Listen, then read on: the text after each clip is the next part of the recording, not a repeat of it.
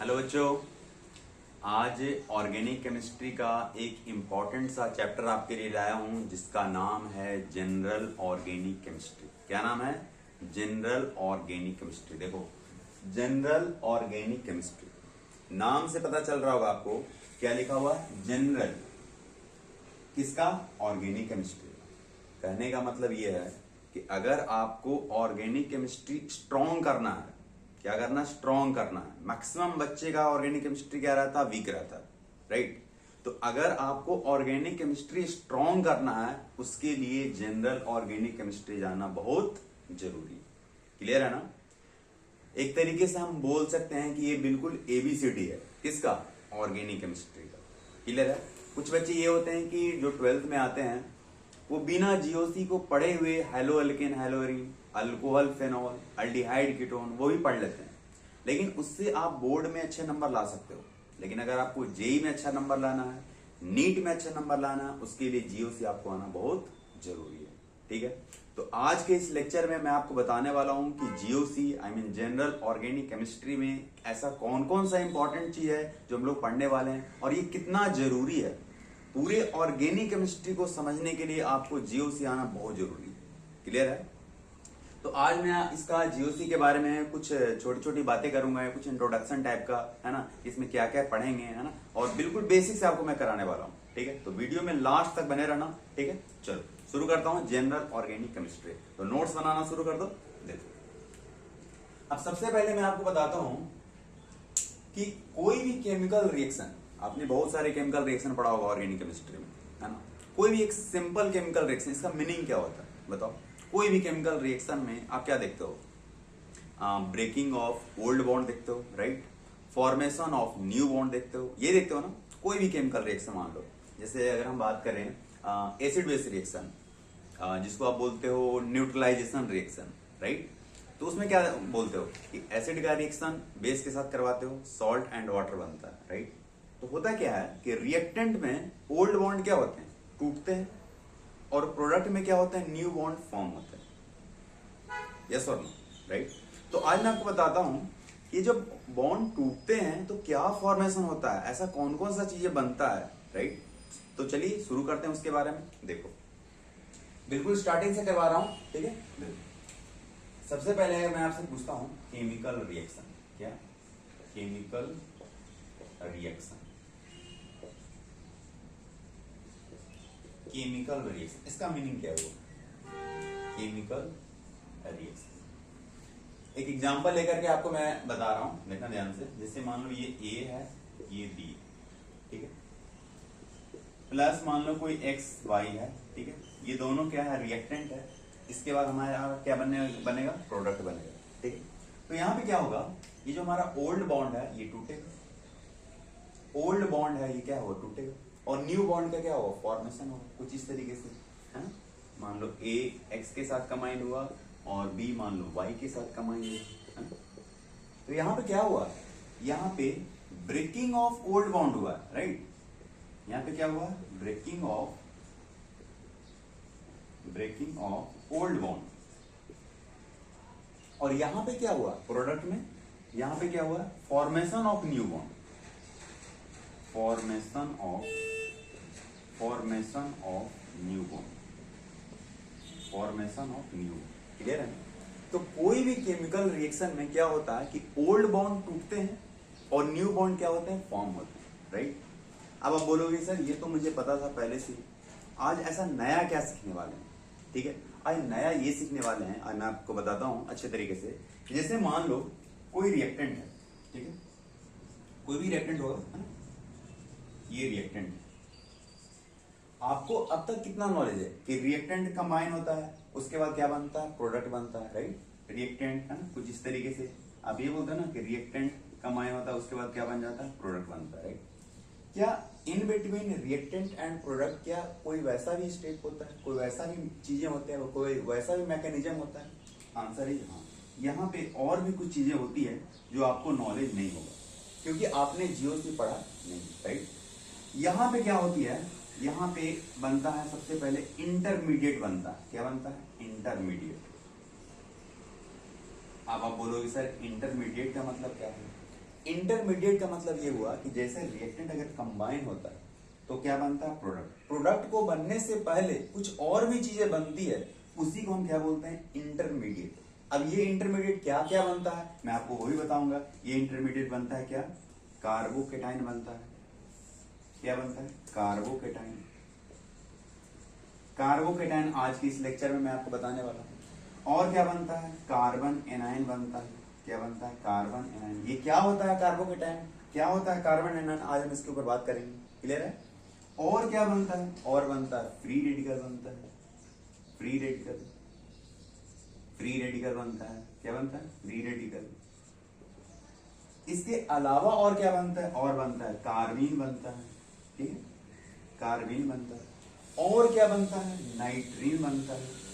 क्या बनता है, नाइट्रीन बनता है। और क्या बनता है, बेंजाइन बनता है। क्या बनता है, बेंजाइन बनता है। ठीक। तो प्रोडक्ट बनने से पहले जो उसके बाद रिएक्टेंट के बाद का जो चीजें होती है उसको हम क्या बोलते हैं, इंटरमीडिएट बोलते हैं। क्या बोलते हैं, इंटरमीडिएट। क्लियर है। अब ये जो इंटरमीडिएट में क्या क्या हम लोग यहाँ पे देखने वाले हैं, कार्बोकेटाइन देखेंगे, कार्बो एनायन देखेंगे, फ्री रेडिकल देखेंगे। इसके अलावा जो मैंने लिखा है कार्बीन, नाइट्रीन, बेंजाइन, ये उतना जरूरी नहीं होता है क्योंकि इसके ऊपर ज्यादा क्वेश्चन पूछे नहीं जाते। आपको जो बेसिकली पढ़ना है वो क्या पढ़ना है, carbocation, carbon anion and free radical. ठीक है। तो आज हम सबसे ज्यादा बात करेंगे किसके बारे में, carbocation, carbon anion and free radical के बारे में। क्लियर है। अब आपको एक रफ आइडिया मिल गया होगा कि रिएक्टेंट एंड प्रोडक्ट के बीच में भी कुछ स्टेप होते हैं जिसको हम लोग क्या बोलते हैं, इंटरमीडिएट बोलते हैं। क्या बोलते हैं, इंटरमीडिएट। क्लियर है। तो इसको नोट डाउन करो। इसके बाद मैं आपको बताता हूं कि किस तरीके से बॉन्ड ब्रेक होता है।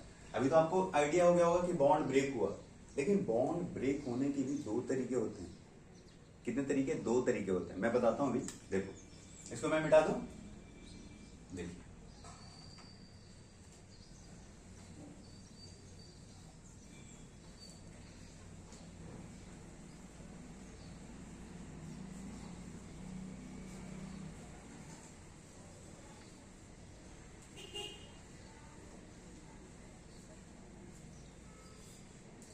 अब मैं आपको बताने वाला हूं कि बॉन्ड किस तरीके से ब्रेक डाउन होता है। क्लियर है। तो हेडिंग डालना ऊपर में, बॉन्ड फीजन। बॉन्ड फीजन, या फिर आप इसको बोल सकते हो क्लीवेज भी बोल सकते हो। Right, cleavage.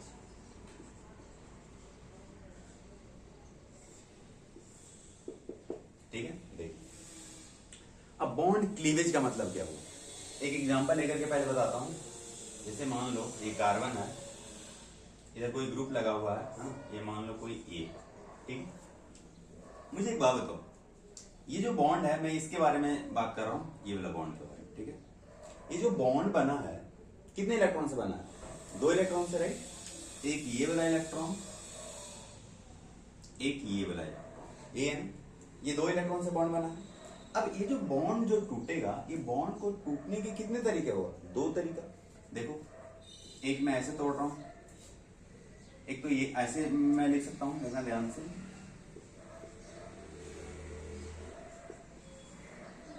इसका मतलब समझ में आया। जब ये बॉन्ड टूटा तो ये अपना इलेक्ट्रॉन लेकर के साइड हो गया, ये अपना इलेक्ट्रॉन लेकर के साइड हो गया। राइट। दूसरा क्या तरीका हो सकता है, बताओ। दूसरा इस ऐसे भी हम लिख सकते हैं, देखो ध्यान से।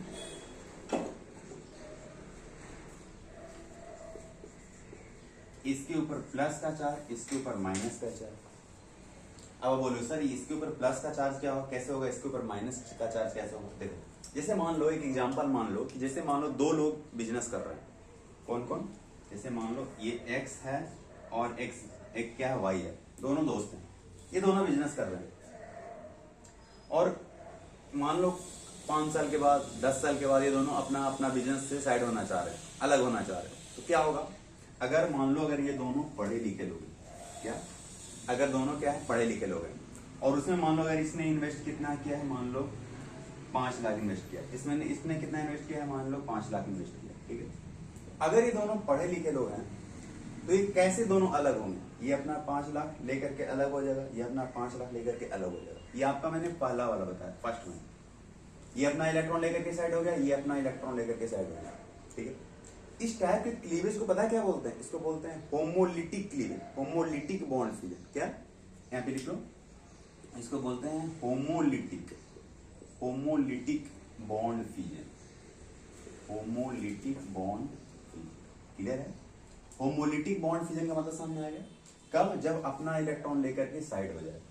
ठीक है। दूसरा क्या हो सकता है कि जैसे ये जो x एंड y है दोनों पढ़े लिखे नहीं है, और अगर पढ़े लिखे नहीं है, मान लो एक ये x क्या है, दबंग है, x क्या है, दबंग है y से, तो ये क्या करेगा कि इसने भी 5 लाख इन्वेस्ट किया है, इसने भी 5 लाख इन्वेस्ट किया, तो जब बंटवारा होगा तो ये अपना 5 लाख तो लेगा ही, साथ में क्या करेगा, इसके ऊपर भी ले लेगा, इसका अमाउंट भी ये रख लेगा, और ये क्या बोलेगा उसको कि तुम दिखना नहीं दे, राइट? तो x क्या करेगा, इसका अमाउंट भी रख लिया, तो x जो अगर अपना इलेक्ट्रॉन सॉरी इसका इलेक्ट्रॉन अगर ले लिया है तो इसके ऊपर चार्ज क्या आएगा, नेगेटिव आएगा या पॉजिटिव आएगा?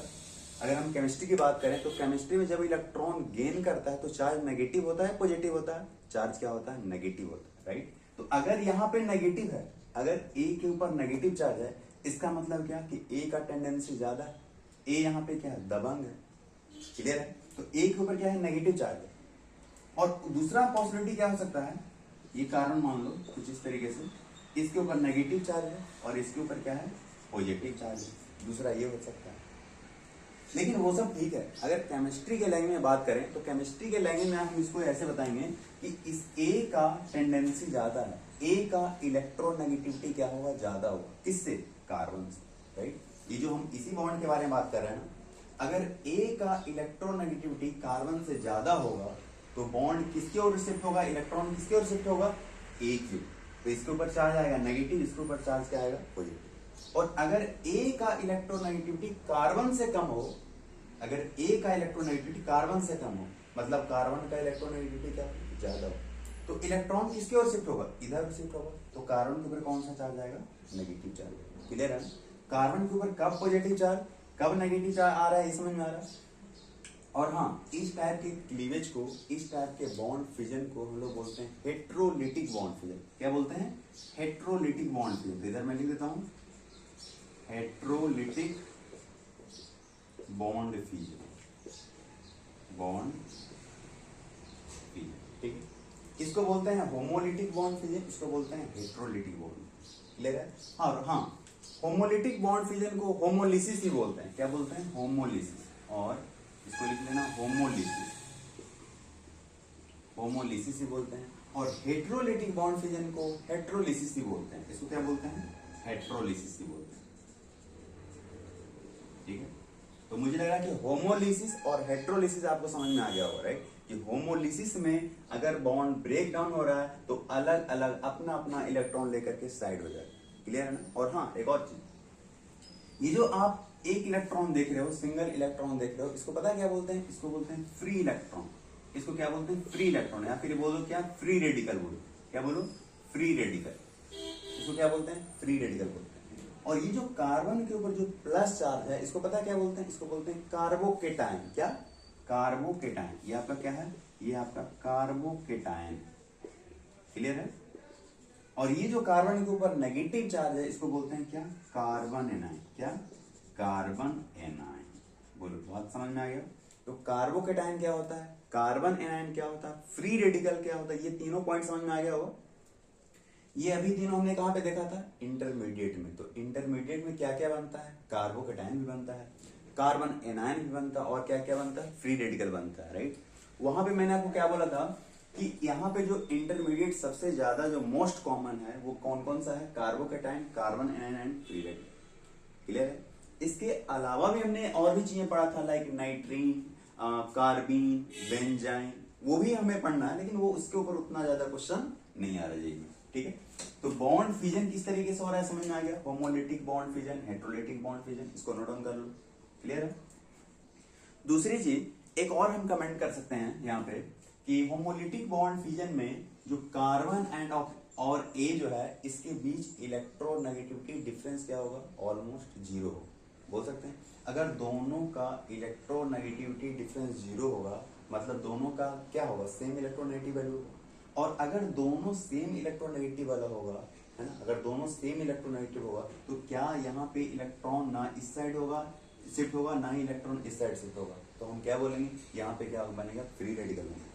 लेकिन इन दोनों का अगर इलेक्ट्रोनेगेटिविटी डिफरेंस जीरो नहीं होगा, मतलब कौन सा क्लीवेज होने वाला है? हेट्रोलिटिक क्लीवेज होने वाला है। और अगर हेट्रोलिटिक क्लीवेज होने वाला है मतलब कार्बोकेटाइन का फॉर्मेशन होगा और कार्बन एनायन का फॉर्मेशन। बोलो बात समझ आए? इसको अच्छे से पहले नोट डाउन करो, इसके बाद हम बात करते हैं किस तरीके से आगे करते हैं। ठीक है, देखो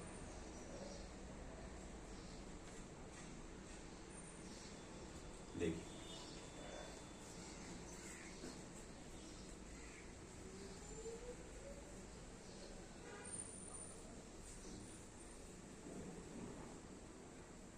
अब देखो ये जो बॉन्ड फिजन है या बॉन्ड क्लीवेज है, इसके बारे में कुछ लाइन लिख लो।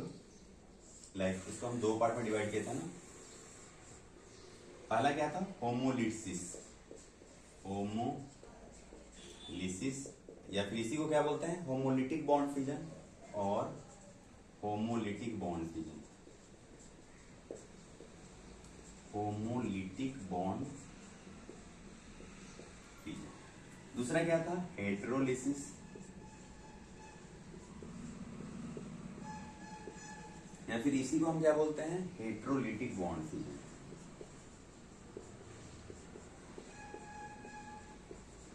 बॉन्ड फिजन, ठीक है। ये आपका होमोलिसिस है, ये आपका क्या है? हेटेरोलिसिस है। ठीक है, देखिए होमोलिसिस में क्या था कि वहां पे जो बॉन्ड का क्लीवेज हुआ वहां पे इक्वल डिस्ट्रीब्यूशन ऑफ इलेक्ट्रॉन हुआ, राइट। लेकिन अगर हम बात करें हेटेरोलिसिस का, तो हेटेरोलिसिस में क्या हुआ था? वहां पे अनइक्वल डिस्ट्रीब्यूशन हुआ, राइट। तो एक पॉइंट लिख लो इसके बारे में, cleavage in which equal distribution of electron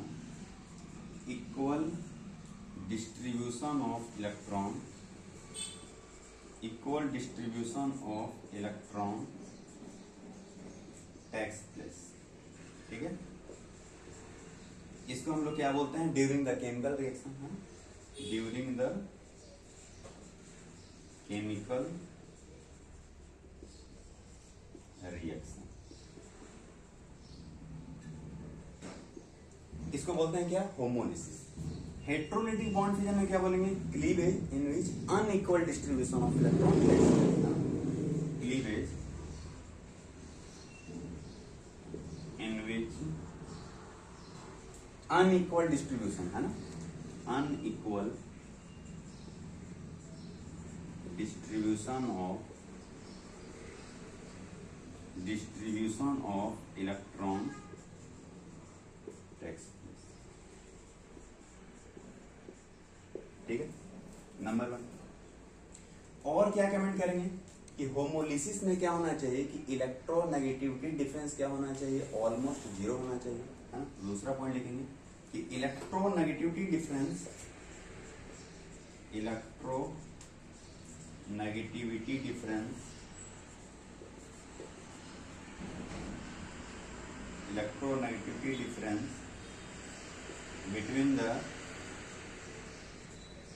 between the bonds between the atom, है ना, between the atoms are almost zero।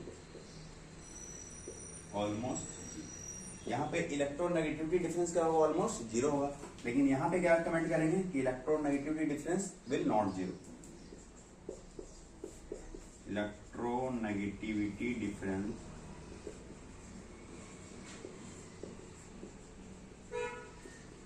will not zero. बोलो क्लियर हो गया? तो इलेक्ट्रोनेगेटिविटी डिफरेंस भी क्लियर हो गया होगा, है ना। अब मुझे एक बात बताओ, ये जो होमोलिसिस है या फिर हेटेरोलिसिस है, कहाँ पे नॉन पोलर सॉल्वेंट यूज होगा? या फिर कहाँ पे पोलर सॉल्वेंट हम लोग यूज करने वाले हैं? बताओ, क्या यहाँ पे पोलर सॉल्वेंट होगा या फिर यहाँ पे पोलर होगा? सोचो एक बार। Polar solvent heterolytic bond cleavage में होगा। वो इसलिए, जैसे मान लो अगर मैं कुछ देर के लिए अगर आपको ये बोलूं कि होमोलिसिस में पोलर सॉल्वेंट यूज होगा, राइट।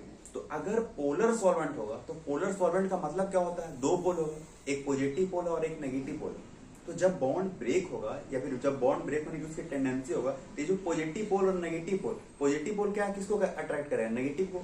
नेगेटिव पोल किसको अट्रैक्ट करेगा, पॉजिटिव को, तो उसको पोलर बना देगा ना। और क्या हमने पोलर वाला केस होमोलिसिस में देखा था ना, हमने होमोलिसिस के केस में पोलर नहीं देखा था, हमने होमोलिसिस के केस में चार्ज वाला नहीं देखा था। वो कौन से केस में देखा था, हेट्रोलिटिक क्लीवेज में। तो पोलर सॉल्वेंट कहां पे यूज होगा, हेट्रोलिटिक क्लीवेज में, और नॉन पोलर सॉल्वेंट कहां पे यूज होगा, होमोलिटिक क्लीवेज में। बोल बात समझ आ रहा है ना। चलो एक और पॉइंट लिख लो कि generally found in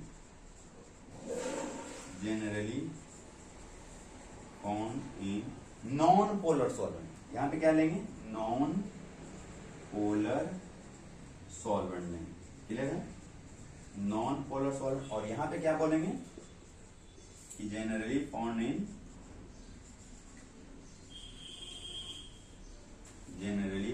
in polar solvent. यहां पे बोलेंगे पोलर सॉल्वेंट, वहां पे क्या बोलेंगे, नॉन पोलर सॉल्वेंट। बोल बात समझ में, यहां पे पोलर सॉल्वेंट है, राइट। यहां पे फ्री रेडिकल बनता है, वहां पे क्या बनता है, कार्बोकेटायन एंड कार्बन एनायन बनता है, ठीक है। तो यहां पे एक और पॉइंट ऐड कर लो, formation of free radical happened,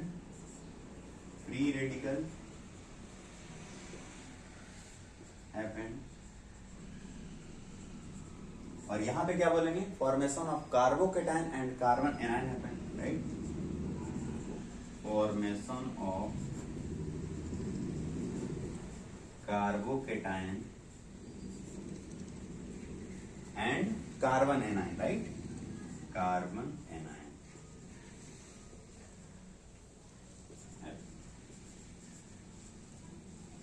बोल क्लियर हो गया? तो होमोलिसिस और हेट्रोलिसिस क्लियर हो गया हो, राइट। तो होमोलिसिस क्या होता है, हेट्रोलिसिस क्या होता है, एक बार फिर से मैं बता देता हूँ। होमोलिसिस में इलेक्ट्रोनेगेटिविटी डिफरेंस क्या होना चाहिए, 0 होना चाहिए। हेट्रोलिटिक क्लीवेज में इलेक्ट्रोनेगेटिविटी डिफरेंस 0 नहीं होना चाहिए, क्लियर है। होमोलिटिक में क्या होता है कि इक्वल डिस्ट्रीब्यूशन ऑफ इलेक्ट्रॉन होता है, हेट्रोलिटिक क्लीवेज में क्या होता है, unequal distribution of electron, right. Homolytic cleavage में क्या होता है कि जनरली नॉन पोलर सॉल्वेंट में हम लोग करते हैं, और हेट्रोलिटिक क्लीवेज किस में करते हैं, जनरली पोलर सॉल्वेंट में, क्लियर है।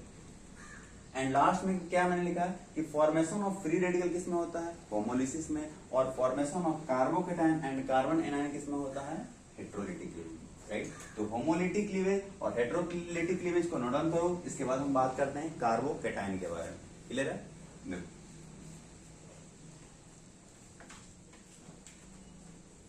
चलो मैं इसको मिटाता हूं,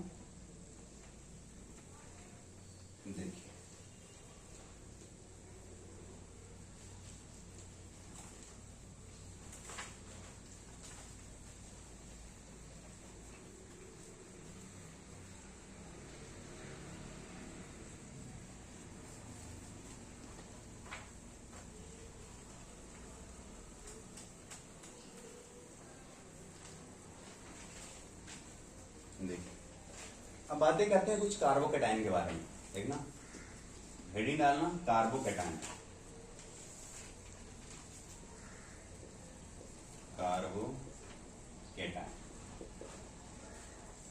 ठीक है। कार्बोकेटायन जैसे एक छोटा एग्जांपल लेता हूं, CH3+, ये है ना कार्बोकेटायन, कार्बन के ऊपर क्या चार्ज है, प्लस चार्ज। इसको पता क्या बोलते हैं, इसको बोलते हैं मिथाइल कार्बोकेटायन। क्या बोलते हैं, मिथाइल कार्बोकेटायन। एक और चीज, कार्बोकेटायन को कार्बोनियम आयन के नाम से भी जाना जाता है, ठीक है। तो इसको आप ये भी बोल सकते हो, और मिथाइल कार्बोनियम आयन, ठीक है। तो ये क्या है, मिथाइल कार्बोकेटायन है। इसी तरीके से अगर मैं आपको ये बोलता हूं CH3CH2+, बताओ ये क्या है, ये इथाइल कार्बोकेटायन है। ये क्या है, इथाइल कार्बोकेटायन, ठीक है। मुझे लग रहा है कि कार्बोकेटायन आपको आइडेंटिफाई करने आ गया है। अगर मैं इसी तरीके से एक और अगर मैं आपको दे दूं कुछ इस तरीके से CH3 CH+, बताओ ये क्या है, ये आइसोप्रोपाइल कार्बोकेटायन। क्या है ये आइसोप्रोपाइल कार्बोकेटायन, आइसोप्रोपाइल कार्बोकेटायन, है ना, क्लियर है। इसी तरीके से एक और ले लो एग्जाम्पल, लाइक CH3 ये क्या है ये बताओ? ये है टर्शियरी ब्यूटाइल कार्बोकेटाइन। ये क्या है? Tertiary butyl carbocation.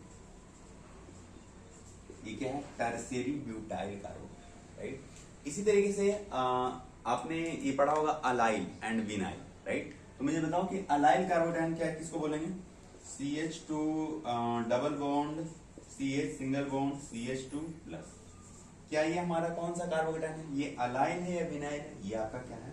Allyl carbocation, ठीक है। तो ध्यान देना, अलाइल और विनाइल में कंफ्यूजन नहीं होना चाहिए, ठीक है। ये अलाइल कार्बोकेटाइन, ठीक है। तो बताओ कि विनाइल कार्बोकेटाइन क्या होगा? विनाइल ये वाला होगा CH2 डबल बॉन्ड CH है, इसके ऊपर प्लस है। ये आपका कौन सा है? Vinyl carbocation, vinyl carbocation. Allyl और विनाइल में कंफ्यूजन नहीं है ना। अलाइल में क्या हम लोग देखते हैं कि डबल बॉन्ड के जस्ट बगल वाले कार्बन के ऊपर ग्रुप अटैच होगा, है। और यहाँ पे क्या है? डबल बॉन्ड के उसी कार्बन के ऊपर ग्रुप अटैच होगा, उसको बोलते हैं विनाइल, इसको क्या बोलते हैं? अलाइल। तो ये अलाइल कार्बोकेटाइन है, ये आपका क्या है? Vinyl carbocation, right. तो कार्बोकेटाइन आपको पहचानने तो आ गया ना। अब मुझे एक बात बताओ, ये जो कार्बोकेटाइन है CH3+, कोई ले रहा हूं CH3+, क्या ये स्टेबल होगा? क्या लग रहा है आपको, बताओ? क्या ये कार्बोकेटाइन स्टेबल होगा? आंसर इज नो, ये कार्बोकेटाइन स्टेबल नहीं। इसके पास कितने इलेक्ट्रॉन? देखो, इसके पास टोटल 6 ही इलेक्ट्रॉन है। और स्टेबल होने के लिए कितने इलेक्ट्रॉन चाहिए? आपने पढ़ा होगा ऑक्टेट रूल। ऑक्टेट रूल का मतलब क्या? टोटल 8 इलेक्ट्रॉन होने चाहिए, राइट। लेकिन यहाँ पे क्या है? 6 ही इलेक्ट्रॉन,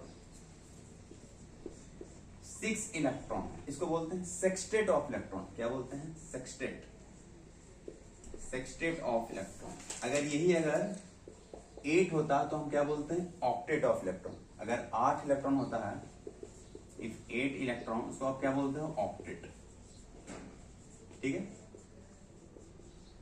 क्लियर है ना? तो ये आपका क्या है? Sextet of electron. अब मुझे एक बात बताओ, क्या हम कार्बोकेटाइन के बारे में ये कमेंट कर सकते हैं कि कार्बोकेटाइन जो होता है वो क्या होता है? हाईली अनस्टेबल होता है। बोल सकते हैं कार्बोकेटाइन जो होता है क्या होता है? हाईली अनस्टेबल होता है। तो चलो इसको भी नोट डाउन करो, कार्बोकेटाइन आर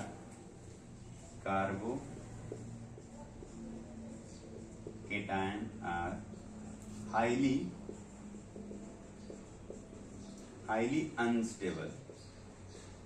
और हाँ, कार्बोकेटाइन जो होता है वो हाईली अनस्टेबल होता है एंड ऑल्सो हाई रिएक्टिव भी होता है, ठीक है। तो एक और इसमें ऐड कर लो, carbocation are highly unstable and high reactive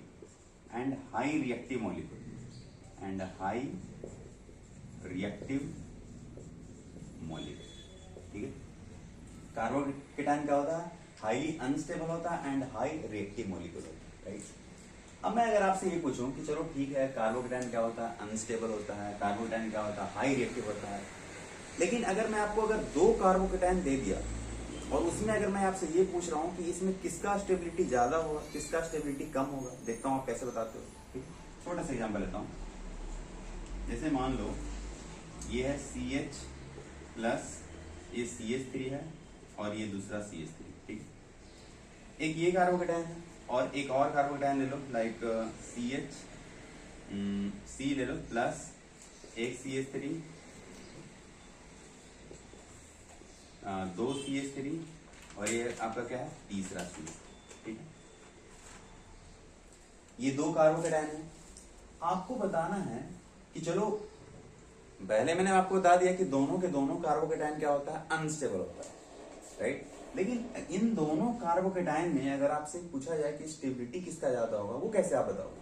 either इसका होगा या फिर इसका होगा। तो देखो, इसको बताने का तरीका ये है कि ये जो कार्बन के ऊपर, जिस कार्बन के ऊपर पॉजिटिव चार्ज है, उसमें जितना ज्यादा अल्काइल ग्रुप अटैच्ड होगा उतना ज्यादा क्या होगा? कार्बोकेटाइन क्या होगा? स्टेबल होगा। अब रही बात कि वो कैसे, तो इसके लिए मैं आपको इसके बाद कार्बोकेटाइन एंड कार्बन एनायन के बाद मैं आपको कुछ इफेक्ट पढ़ाने वाला हूँ, जिसका नाम क्या है? इंडक्टिव इफेक्ट, जिसका नाम क्या है? हाइपर कंजुगेशन, जिसका नाम क्या है? रेजोनेंस इफेक्ट, जिसका नाम क्या है? Electromeric effect, right. तो इस पूरे जीओसी के लेक्चर में आपको टोटल 4 इफेक्ट पढ़ना है, ठीक है। उस 4 इफेक्ट में 3 तो आपका क्या है, परमानेंट इफेक्ट है, एक आपका क्या है, टेम्पोररी इफेक्ट है। ठीक है, तो उस इफेक्ट के अकॉर्डिंग ही हम इसका आंसर करते हैं। ये जो CH3 है, ये जो CH3 है, वहां पे मैं आपको बताऊंगा, ये जो CH3 है ये इलेक्ट्रॉन डोनेटिंग टेंडेंसी इसके पास होता है। क्या होता है, इलेक्ट्रॉन डोनेटिंग पावर होता है इसके पास। क्या होता है, इलेक्ट्रॉन डोनेट करने की टेंडेंसी होता है, राइट। इसके पास भी इलेक्ट्रॉन डोनेट करने की टेंडेंसी है ना। अब मुझे एक बात बताओ, ये जो आपका कार्बोकेटायन है ये 2 डिग्री है, 3 डिग्री है? मुझे लग रहा है 2 डिग्री। ये आपका 2 डिग्री कार्बोकेटायन है, ये आपका 3 डिग्री कार्बोकेटायन है, राइट। तो मुझे एक बात बताओ, कार्बन के ऊपर प्लस चार्ज है, यहाँ भी कार्बन के ऊपर प्लस चार्ज है, राइट। आपको पता होगा जो चार्ज स्पीसीज होता है वो क्या होता है, अनस्टेबल होता है। तो ये भी अपना चार्ज खत्म करना चाह रहा है, ये भी अपना चार्ज खत्म करना चाह रहा है, राइट। तो ये इसका चार्ज खत्म कैसे हो रहा है, ये जो CH3 है ये अपना इलेक्ट्रॉन डोनेट करेगा, ये इलेक्ट्रॉन इसके पास डोनेटिंग टेंडेंसी है। तो किसके पास ज्यादा इलेक्ट्रॉन डोनेटिंग टेंडेंसी है, 2 डिग्री कार्बोकेटायन या फिर 3 डिग्री कार्बोकेटायन? बताओ। मुझे लग रहा है कि 3 डिग्री कार्बोकेटायन। क्यों? क्योंकि यहाँ पे तीन इलेक्ट्रॉन डोनेटिंग ग्रुप है। ये इधर से इलेक्ट्रॉन डोनेट कर रहे हैं, ये इधर से इलेक्ट्रॉन डोनेट कर रहे हैं, ये इधर से इलेक्ट्रॉन डोनेट कर रहे हैं, राइट। तो कार्बन का जो प्लस चार्ज है वो कहां पे खत्म होने वाला है, यहाँ पे खत्म होने वाला है, राइट। बोल सकते हो। देखो यहाँ पे मैंने आपको क्या बोला कि 6 इलेक्ट्रॉन का मतलब क्या, उसको 2 इलेक्ट्रॉन चाहिए, उसके पास इलेक्ट्रॉन की कमी है, वो इलेक्ट्रॉन डेफिशिएंट है, इलेक्ट्रॉन की कमी है। तो भाई अगर इलेक्ट्रॉन की कमी है तो वो स्टेबल कब होगा, जब उसको इलेक्ट्रॉन मिलेगा, जब उसको कोई इलेक्ट्रॉन देगा। यहाँ पे इलेक्ट्रॉन देने वाले 3 लोग हैं, यहाँ पे इलेक्ट्रॉन देने वाले 2 लोग हैं, है ना। यहाँ पे इलेक्ट्रॉन देने वाले कितने लोग हैं, 2 हैं। यहाँ पे इलेक्ट्रॉन देने वाले 3 लोग हैं। तो मुझे एक बात बताओ कि कार्बन कहाँ पे सबसे ज्यादा स्टेबल होगा, यहाँ पे होगा या यहाँ पे होगा? मुझे लग रहा है कि कार्बन सबसे ज्यादा स्टेबल यहाँ पे होगा, क्योंकि यहाँ पे इलेक्ट्रॉन देने वाले की टेंडेंसी क्या है, ज्यादा है। 1 2 3 लोग इलेक्ट्रॉन दे रहे हैं, राइट। यहाँ पे 2 ही लोग दे रहे हैं। तो कौन कार्बोकेटायन सबसे ज्यादा स्टेबल होगा? आप क्या बोलोगे, 3 डिग्री कार्बोकेटायन क्या होगा, ज्यादा स्टेबल होगा as compare to 2 degree, right. अगर इसी तरीके से ऑर्डर अगर देखा जाए तो ऑर्डर क्या होता है, 3 degree carbocation is more stable than 2 degree, देन क्या होता है 1 डिग्री। क्लियर है? ये आपका क्या है, कार्बोकेटायन का मैंने ऑर्डर लिखा। इसी तरीके से अगर हम बात करेंगे कार्बन एनायन में, उसमें ऑर्डर क्या हो जाता है, रिवर्स होगा। ये आपका कार्बोकेटायन का ऑर्डर समझ में आ गया होगा। ये 3 डिग्री कार्बोकेटायन क्यों ज्यादा स्टेबल होता है as compare to 2 degree, clear है। और 2 डिग्री कार्बोकेटायन क्यों स्टेबल होता है as compare to 1 degree, clear है। तो इसके बारे में ये जो मैं आपको अभी के लिए क्या आपको बता दिया कि इसमें इलेक्ट्रॉन डोनेटिंग टेंडेंसी होता है। ये जो सारा जो डोनेटिंग पावर जो होता है वो हम लोग बात करेंगे किसमें, हाइपर कंजुगेशन में एंड इंडक्टिव इफेक्ट में बात करेंगे, ठीक है। तो आज के इस लेक्चर में मैं आपको बस इंट्रोडक्शन बता दिया हूँ कि कार्बोकेटायन, कार्बन एनायन क्या होता है, फ्री रेडिकल क्या होता है, क्लियर है। साथ ही मैंने आपको ये बता दिया कि बॉन्ड फिजन किस तरीके से होता है, लाइक होमोलिटिक बॉन्ड फिजन क्या होता है, हेट्रोलिटिक बॉन्ड फिजन क्या होता है, क्लियर है। तो अगले क्लास में मैं आपको बताऊंगा कि किस तरीके से कार्बन एनायन में स्टेबिलिटी देखते हैं, किस तरीके से फ्री रेडिकल में स्टेबिलिटी देखते हैं, ठीक है। तो ये चीज मैं आपको अगले क्लास में बताऊंगा, ठीक है। तो आज के लिए इतना ही रखता हूँ, बाकी मैं कंटिन्यू करता हूँ अगले क्लास में, ठीक है। तब तक के लिए tata bye bye, thank you.